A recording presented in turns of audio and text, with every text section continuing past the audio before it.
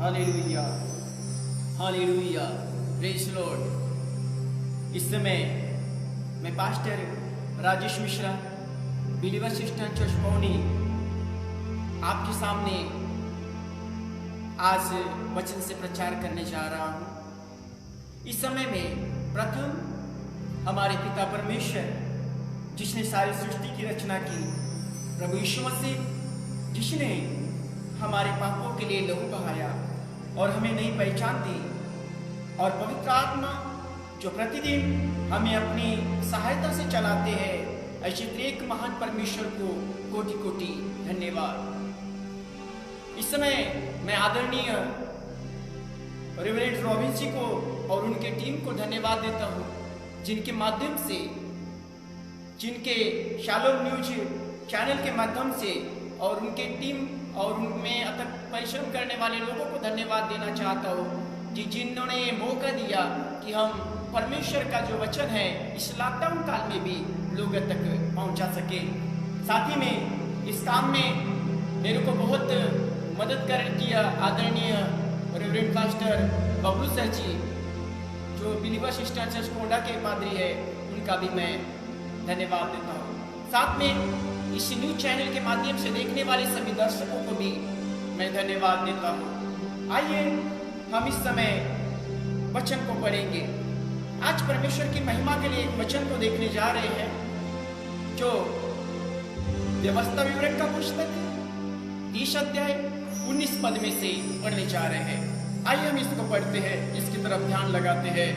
व्यवस्था विवरण 30 अध्याय 19 पद। मैं आज आकाश और पृथ्वी को तुम्हारे सामने इस बात की साक्षी बनाता हूँ कि मैंने जीवन और मरण, आशीष और श्राप को तुम्हारे आगे रखा है। इसलिए तू जीवन ही को अपना ले, और तू इसलिए कि तू और तेरा वंश दोनों जीवित रहे। इस वचन के द्वारा, इस वचन के पढ़े जाने के द्वारा परमेश्वर आपको आशीष दे। आइए हम छोटी सी प्रार्थना में जाएंगे। हालेलुया, धन्यवाद यीशु, वो राजाओं के राजा, प्रभु के प्रभु, इस समय हम तेरे चरणों के पास में आते हैं। खुदान परमेश्वर ये वचन को बोलने के लिए, समझने के लिए, सुनने के लिए हमारी सहायता मदद कर। ये पवित्र आत्मा बोलने वाला तू हो जाइए, हमें मार्गदर्शन में लेके चलिए। प्रभु यीशु राजा, ये प्रभु परमेश्वर वचन बहुत सारे लोगों के जीवन को छूने पाए और तेरी महिमा होने पाए। प्रभु यीशु आपका अनुग्रह, आशीर्वाद और चंगाई और बरकती और शांति प्रभु परमेश्वर हमारे जीवन में, सुनने वाले के जीवन में प्रदान कीजिए। यीशु के नाम में मांगते हैं, आमीन। सुप्रियो, आइए हम वचन की तरफ हम आगे बढ़ते हैं। यहाँ पर हम देख रहे हैं परमेश्वर के वचन के बारे में। फिर से यदि पढ़ते हैं आपके लिए, मैं आज आकाश और पृथ्वी दोनों को तुम्हारे सामने इस बात की साक्षी बनाता हूँ कि मैंने जीवन और मरण, आशीष और श्राप तुम्हारे आगे रखा है। Praise the Lord, hallelujah, hallelujah. परमेश्वर इस वचन के द्वारा हमको बताना चाहते हैं कि परमेश्वर ने तो वॉचमैन हमारे पास में रखे हैं, जो निरंतर हमको देखते रहते हैं कि हम क्या करते हैं, क्या बोलते हैं, कहाँ जाते हैं, क्या सुनते हैं, क्या करते हैं, कहाँ रहते हैं। और ये आंखों देखा हाल एक दिन बयान करने वाले हैं। और ये दो व्यक्ति है, दो चीजों को परमेश्वर ने रखा है। एक पृथ्वी, जहां पर हमारा जन्म होता है, जहां मरने के बाद हम दफनाने जाएंगे। वो पृथ्वी हमारा सारा का सारा का हाल साक्षी के रूप में, गवाह के रूप में परमेश्वर के सामने न्याय के दिन में बयान करने वाला है। और इसीलिए शायद हमारे बारे में हमारे मित्र ज्यादा नहीं जानते हैं, हमारे माँ बाप हमारे बारे में ज्यादा नहीं जानते, हमारे गुरुवरीय हमारे बारे में ज्यादा नहीं जानते, हमारे पादरी साहब हमारे बारे में ज्यादा नहीं जानते, शायद दुनिया का कोई व्यक्ति हमारे बारे में जितना नहीं जानता। ये पृथ्वी जो है हमारे किए सारे करतूतों को जानती है और जो भी हमने किए हैं पृथ्वी पर करते हैं। और बाद में दूसरा साक्षी आकाश है जो नित्य हमको देखते रहता है और हमारे सारी चीजों को उसने देखा है और अपने दिमाग में रखा है। और एक दिन न्याय के दिन सारी चीज, एक एक चीज वो बयान करने वाले हैं। तो इसी रीति से ये दो साक्षी हमारे मृत्यु तक पृथ्वी का हाल चाल, पृथ्वी का आंखों देखा समाचार बताने वाले हैं। हमारे न्याय के दिन हमने पृथ्वी पर रहते हुए क्या किया, और इसीलिए हमारे पृथ्वी पर का जीवन बड़ा महत्वपूर्ण हो जाता है। और इसीलिए यहाँ पर लिखा है कि आकाश और पृथ्वी को परमेश्वर ने हमारे लिए साक्षी के रूप में रखा है। और आगे लिखा है कि मैंने जीवन और मरण, आशीष और श्राप तुम्हारे सामने रखा है। एक जीवन, एक मरण और उसके बीच में जो अंतराल है उसके साथ हमारे साथी के रूप में आशीष और श्राप है। आशीष का मतलब क्या है? आशीष का मतलब है संतुष्टि, समाधान, शांति, सब कुछ ठीक है, कोई समस्या नहीं है, कोई घबराहट नहीं है, कोई डर नहीं है, कोई तकलीफ नहीं है, कोई परेशानी नहीं है। लेकिन यदि हम देखते हैं कि श्राप का मतलब क्या है, सब कुछ है लेकिन मन नहीं लगता, सब कुछ है लेकिन वहां पर हम बेचैन दिखाई देते हैं, हर जगह निराशा है, हर जगह समस्या है, हर जगह बेचैनी और असफलता है, बीमारी है, लाचारी है, परेशानी है, विपत्ति है। इसको श्राप बोला गया है। जीते जी जिंदा लाश व्यक्ति बन गया है, उसको श्राप बोला गया है। और इसीलिए आज परमेश्वर हमको बताना चाहते हैं कि जीवन और मृत्यु के बीच में आशीष और श्राप हमारे आगे पीछे लुका छिपी खेलते रहते हैं। और इस श्राप को जानना चाहिए, इस आशीष को जानना चाहिए, और उसके पहले हम मृत्यु और जीवन के बारे में जानना चाहते हैं। तो जो है सबसे पहले हम जीवन के बारे में जानेंगे, क्योंकि आज ये प्रचार का टॉपिक भी मैंने जीवन रखा है। जीवन क्या है? बहुत सारी पुस्तकों में लिखा है कि जीवन क्षणभंगुर होता है। कोई कोई कहते हैं कि जीवन पानी का बुलबुला है, कुछ कुछ बोलते हैं कि जीवन अभी है बाद में नहीं है, कोई बोलते जीवन नाशवंत है। लेकिन मेरे परमेश्वर का शास्त्र जो पवित्र बाइबल है वो कहते हैं कि जीवन महत्वपूर्ण है, जीवन अति महत्वपूर्ण है। ये जीवन जो है ये जो है साधारण नहीं है, ये जीवन जो है ये मेरे परमेश्वर ने दिया जीवन है। ये जीवन से भी बढ़कर जीवन है, सार्वकालिक जीवन है, और जीवन हमारे लिए महत्वपूर्ण हो गया है, और जीवन हमारे लिए बहुत कीमती है।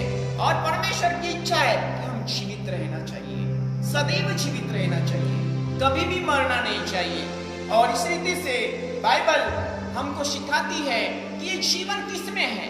ये जीवन दुनिया में सिर्फ एक में है, वो यीशु मसीह में है। बाइबल उसके बारे में कहती है, यूहन्ना रचित सुसमाचार, हम उसके 14 अध्याय में यदि जाते हैं 6 पद में लिखा है, यीशु मसीह ने बोला है, मार्ग, सत्य और जीवन मैं हूँ। यीशु मसीह जीवन है, यीशु मसीह में जीवन है, और वो जीवन जो है ईश्वर हमको देना चाहते हैं, और वो जीवन उसने सारा जीवन मनुष्य को दिया है। और हम इसके बारे में देखते हैं कि जीवन हमारा नहीं है, ये जीवन जो है परमेश्वर का दिया हुआ है, ये परमेश्वर ने हमको जीवन दिया है, और इसीलिए जीवन महत्वपूर्ण है। और इसीलिए हम देखते हैं उसके बारे में उत्पत्ति की पुस्तक में, उत्पत्ति की पुस्तक यदि हम देखा जाए और उसमें दूसरा अध्याय 7 पद में देखते हैं, उसमें लिखा है, तब यहोवा परमेश्वर ने आदम को भूमि की मिट्टी से रचा और उसमें उसके नथनों में जीवन का श्वास फूंक दिया और आदम जीवित प्राणी बन गया है। हम अपने नहीं हैं। बाइबल कहती है कि तुम मोल लिए गए हो। परमेश्वर ने हमको जीवन दिया है। ये जीवन अपना नहीं है, ये जीवन बहुमोल है। वो जो है बहुत कीमती जीवन है, क्योंकि ये जीवन परमेश्वर ने दिया है और उसने जीवन का श्वास हमारे मध्य में फूंका है। और वो जो है कि वो परमेश्वर ने खुद अपना श्वास हम में फूंका है, वो भी जीवन का श्वास फूंका है। और इसीलिए ये जीवन परमेश्वर का जीवन है और इसीलिए ये महत्वपूर्ण है। और आगे हम इसमें परमेश्वर के वचन में से फिर से यदि देखते हैं तो वहां पर देखते हैं कि यूहन्ना रचित सुसमाचार पहला अध्याय 4 पद में लिखा है, उसमें जीवन था और वह मनुष्य की ज्योति था। यीशु मसीह के बारे में यहाँ लिखा गया है, यीशु मसीह में जीवन था और वो मनुष्य की ज्योति है। देखो परमेश्वर परमेश्वर परमेश्वर का जीवन, परमेश्वर का चीज सदैव हमें जीवित रखना चाहती है। हम यदि अदन के बागीचे में जाते हैं तो वहां पर परमेश्वर की इच्छा थी कि कभी भी मनुष्य मरना नहीं चाहिए और इसीलिए परमेश्वर ने उसको बताया था कि उसको आदम को बताया था कि वहां पर जो है कि वहां पर ऐसा लिखा है कि परमेश्वर ने आदम को बताया था कि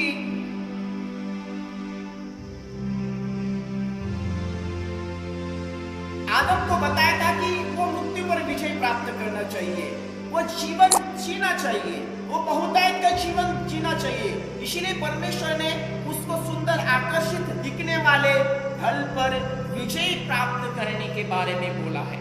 यदि हमको जीवन प्राप्त करना है तो हमारे सामने युद्ध है और बहुत सारी चीजों पर हमको विजय प्राप्त करना पड़ेगा।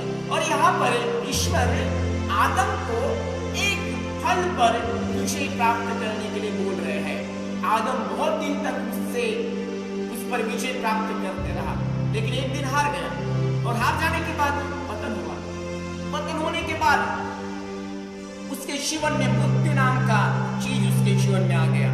व्यक्ति के लिए परमेश्वर के लिए व्यक्ति के लिए परमेश्वर ने मृत्यु को नहीं रखा, लेकिन परमेश्वर ने उसको बोला है कि यदि तू फल नहीं खाएगा और वो जो है कि फल पर यदि विजय प्राप्त करेगा, कभी भी तेरे जीवन को मृत्यु छू नहीं पाएगी। लेकिन ये फल पर विजय प्राप्त नहीं कर पाया और इसीलिए परमेश्वर बोलता है कि यदि तू फल खाएगा तो निश्चय मरेगा। परमेश्वर की आज्ञा को तोड़ते हैं, हम निश्चय मरते हैं। और यहाँ पर जो है आदम नहीं मरा, लेकिन ऐसा मौत उसके जीवन में आया कि आदम आज रोज मर रहा है, भूख के मारे में, परेशानी के मारे में, दुख के मारे, तकलीफ के मारे। और इससे भी भयंकर चीज यदि है शैतान ने हमारे जीवन में डाली है फल खाने की वजह से, वो है बीमारी। और बीमारी ऐसी है कि व्यक्ति उस बीमारी के सामने हतबल है और बीमारी के मारे परेशान है। बीमारी हमारा सब कुछ पैसा बर्बाद कर देती है। हम यीशु मसीह के बारे में देखते हैं, बहुत सारे लोग बीमार लोग यीशु मसीह के पास आए और यीशु मसीह के पास याचना करने लगे। और बहुत बार ऐसा देखते हैं कि बहुत सारे लोगों ने अपने जीवन की सारी कमाई को उस बीमारी के लिए गवाया था, अपना कमाई को बर्बाद कर दिया था। और ऐसा ये बीमारी व्यक्ति के जीवन में प्रतिदिन मृत्यु की डिमांड करती है। और बहुत सारी ऐसी बीमारियां निकली है, जैसे कि प्लेग है, जैसे कि कोविड बीमारी है, अब ये कोरोना बीमारी है। ऐसी बीमारी निकली है कि अपने नाते रिश्तेदार सगे संबंधियों को भी हमसे दूर करती है। और जो है ऐसी बीमारी निकली है कि जिसमें हमारा बैंक बैलेंस प्रॉपर्टी भी काम नहीं आता, हमारा पद पोजीशन भी काम नहीं आता। और जो है ऐसी बीमारी निकली है कि जहां पर जो है कोई हमारी सहायता करने वाला नहीं है, कोई हमारी मदद करने वाला नहीं है।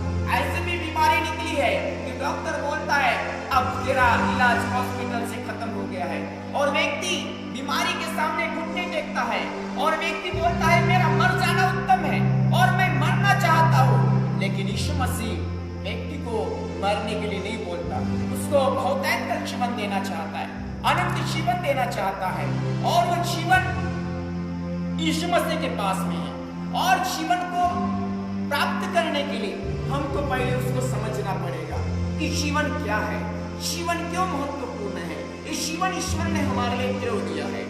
आगे हम देखते हैं परमेश्वर के वचन में कि वहां पर एक लाजर नाम का व्यक्ति मर जाता है। यीशु मसीह के बारे में देखते तो दुनिया में रहते समय उन्होंने ऐसे कईयों बीमार लोगों को ठीक किया जो मृत्यु की डिमांड कर रहे थे। ऐसे पागल लोगों को परमेश्वर ने ठीक किया जिनको लोग घर में तक रहने नहीं देते थे। ऐसे उसका नाम सुनते ही अंधे देखने लगते थे, बहरे सुनने लगते थे, लंगड़े चलने लगते थे, और जो है नाना प्रकार की बीमारियां ठीक कर दी यीशु मसीह ने।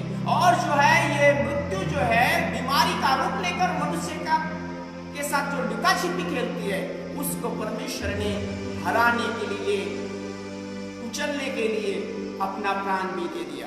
हम यदि हम देखते हैं लूका रचित सुसमाचार में, वहां पर याईर नाम के व्यक्ति की एक बेटी रहती है और वो बीमार हो जाती है। वो मरणासन्न अवस्था में है, बाप के पास उपाय नहीं है, एक अच्छा पद वाला व्यक्ति है। उसको यीशु मसीह के पास जाना पड़ा और यीशु मसीह को बोलते हैं प्रभु मेरी बेटी मरने पर है, मैं क्या करूं, मेरे पास उपाय नहीं है, कोई डॉक्टर, कोई पैसा, कोई प्रॉपर्टी, कोई मान सम्मान, मेरा पद पोजीशन कोई काम नहीं कर रहा है, मैं क्या करूं, मेरी बेटी बीमार है।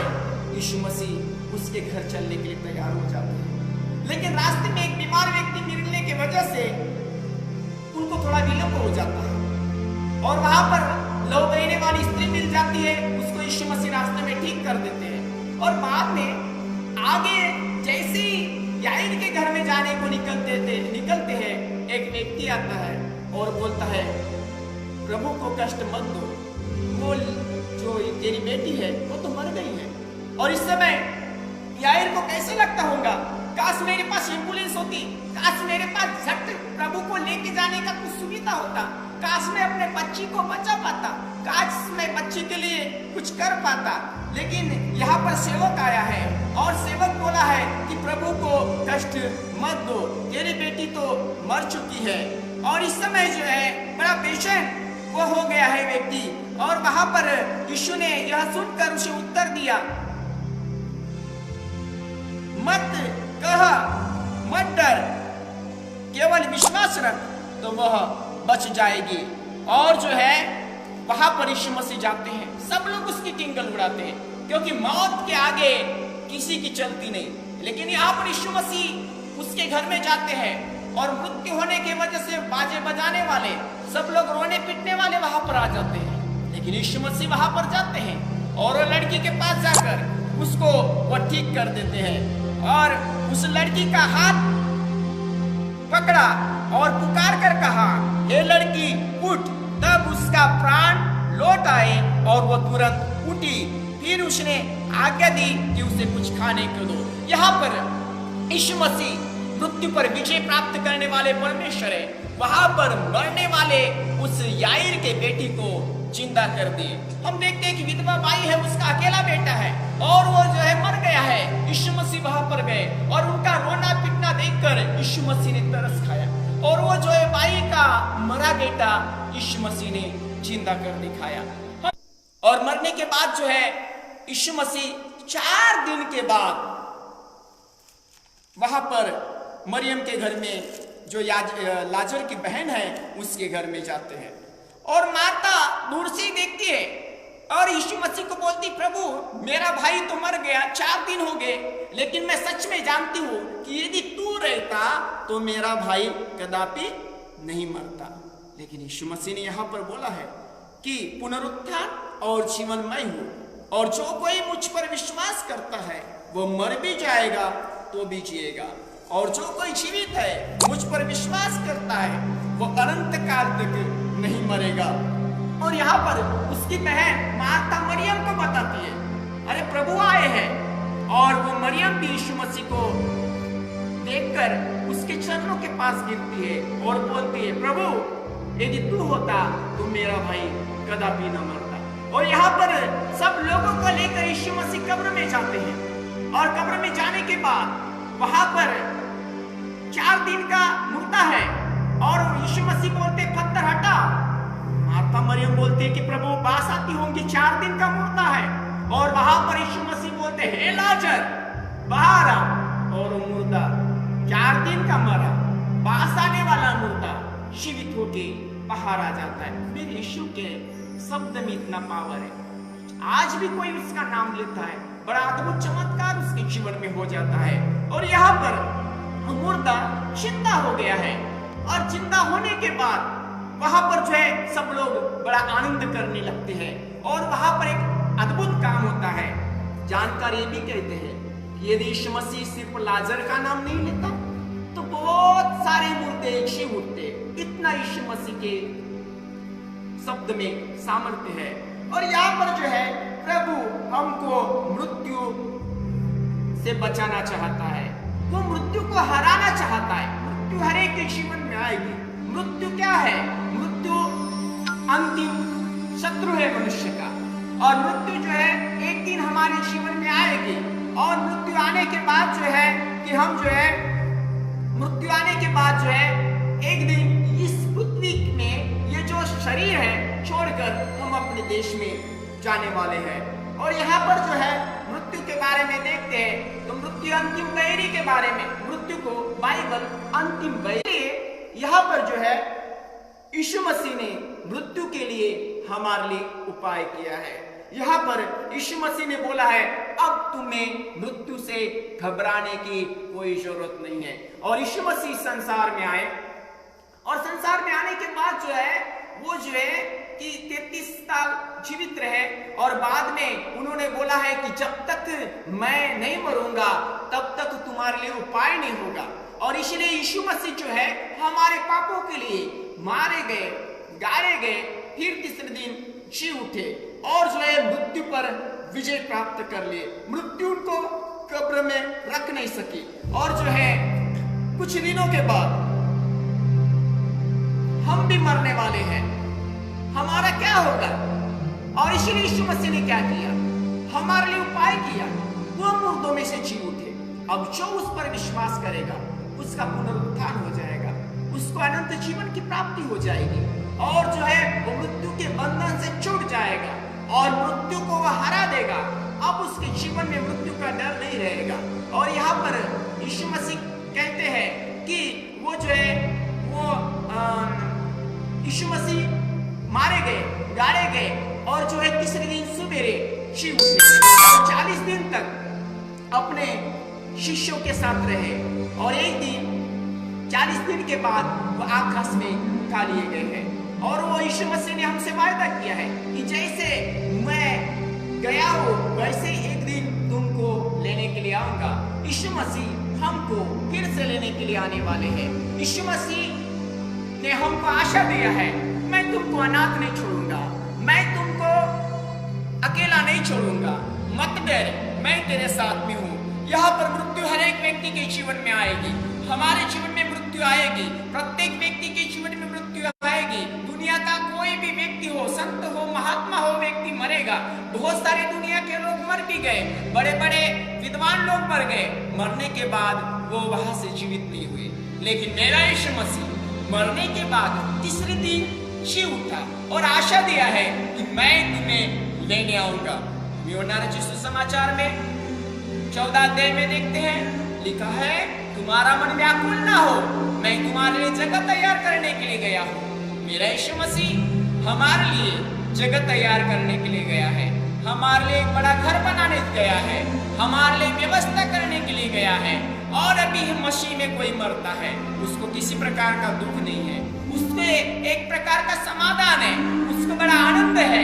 और इसीलिए हम मसीह लोग, हमारे घर में यदि कोई मरता भी है तो भी हम ताली बजाते हैं, तो भी हम गाते, तो भी हम गीत गाते हैं, तो भी हम जो है आनंद मनाते हैं, तो तो भी हम आशा भरे गीत गाते हैं, और तो भी हम जो है लोगों को विनती करते कि रो मत। इसलिए हमको एक नई आशा है, इसलिए कि हमको मालूम है कि हमारी जब मृत्यु हो जाएगी, प्रभु यीशु मसीह लाखों करोड़ों स्वर्गदूतों के साथ आकाश में हमको लेने के लिए आएंगे, हमारे तुरई फूकेंगे, बड़ा स्वागत हमारा करेंगे। और इसलिए इस संसार में जब हम जीवित हैं, हमने परमेश्वर के मार्ग पर चलने की आवश्यकता है, परमेश्वर के पीछे चलने की आवश्यकता है, प्रभु यीशु मसीह को समझने की आवश्यकता है, उस पर विश्वास करने की आवश्यकता है, और जो है ये दुनिया की तमाम जो है श्राप है और जो मृत्यु है उस पर विजय प्राप्त करने की आवश्यकता है। और यीशु मसीह ने मृत्यु को कुचल दिया है, यीशु मसीह ने मृत्यु को नष्ट नाबूद कर दिया है, और यीशु मसीह ने मृत्यु पर विजय प्राप्त की है, और ये हमारे परमेश्वर का काम है। और इसीलिए हम जो यहाँ पर विश्वास रखते हैं, और इसीलिए जो है प्रभु यीशु मसीह में जो है उनका जीवन आशीषित है। परमेश्वर बोलता है मैं उनको आशीष दूंगा, मैं उनको अनाथ नहीं छोड़ूंगा। और जो यीशु मसीह पर विश्वास करते हैं, परमेश्वर के वचन के अनुसार यहाँ पर वो आशीर्वाद देना चाहते हैं, परमेश्वर के वचन के अनुसार यहाँ पर परमेश्वर कहते हैं कि तुझे जीवन को चुनना है। तो आज जो भी हम मृत्यु के मार्ग में जा रहे हैं, बुरे के मार्ग में जा रहे हैं, हम इन सारी बातों से फिर जाए, अपना मन फिराए, हमारे परमेश्वर के पास में आए, परमेश्वर की स्तुति करें, परमेश्वर की महिमा करें। परमेश्वर हमको आशीष देंगे, परमेश्वर हमको बदल देंगे, परमेश्वर हमारे को बदलने के लिए मदद करेंगे। और यहाँ पर ईश्वर खुद चाहते हैं हम जीवन को प्राप्त करना चाहिए, और यहाँ पर लिखा है कि हम जीवन को चुने। और यहाँ पर हम उसके बारे में देखते हैं कि तू जीवन ही को अपना ले कि तू और तेरा वंश जीवित रहे। परमेश्वर यदि हम जीवित हैं, यदि हम प्रभु यीशु मसीह को स्वीकार करते, यदि तू विश्वास करे, तो तू और तेरा घराना उद्धार पाएगा, प्रभु यीशु मसीह ने बोला है। और इसीलिए हम यदि विश्वास करते, हम और हमारा वंश जो है अनंत काल के लिए परमेश्वर के पास में जीवित रहेगा और परमेश्वर की महिमा करेंगे। और इसीलिए हमको इस दुनिया के श्राप से मुक्त होने के लिए यीशु मसीह श्रापित हुआ और काट पर लटकाया गया, और उसके काट पर लटकाए जाने से हमारे जीवन के तमाम श्राप दूर हो जाते हैं और हमें आशीष मिलती है, और परमेश्वर हमको आशीष देना चाहता है। अब जो प्रभु यीशु मसीह में है, वो मरने के लिए भी नहीं डरते, वो प्रभु के लिए बलिदान होना चाहते, प्रभु के लिए मरना चाहते हैं, क्योंकि मृत्यु का डर उनके जीवन में नहीं है। वो मृत्यु को एक मामूली चीज समझते, मृत्यु को एक जो है नॉर्मल वस्तु समझते। अब मृत्यु से वो नहीं डरते, क्योंकि परमेश्वर हमको विजयी जीवन के बारे में बताता है। इस वचन के द्वारा आप सभी को आशीष मिले। आइए हम छोटी सी प्रार्थना करेंगे। एक जीवित अनुग्रहकारी पिता परमेश्वर, इस जो भी समय में हमको जीवन के बारे में बताया, हम आपको धन्यवाद देते हैं। हमको आशीष दे, हमको जीवन प्रदान कर, हमको बरकती का जीवन दे, बहुतायत का जीवन दे, और इस पृथ्वी पर रहते हुए हमारा उद्धार कर, ताकि हम मरने के बाद हम तेरे पास पहुंचाए जाए। हम पर कृपा कर, हम पर दया कर, हम पर अनुग्रह कर, हमको तेरे लहू में छुपा कर रख दे, हम पर तेरी कृपा बरसाइए, तेरी महिमा के लिए हमारा इस्तेमाल कर। धन्यवाद करते हैं, ये वचन हमारे जीवन में काम करने दीजिए, हम जीवन को समझने दीजिए, जीवन को मामूली न समझते हुए एक महत्वपूर्ण तेरा वरदान समझकर जीवन जीने के लिए हमारी सहायता। यीशु मसीह के सामर्थ्य नाम में।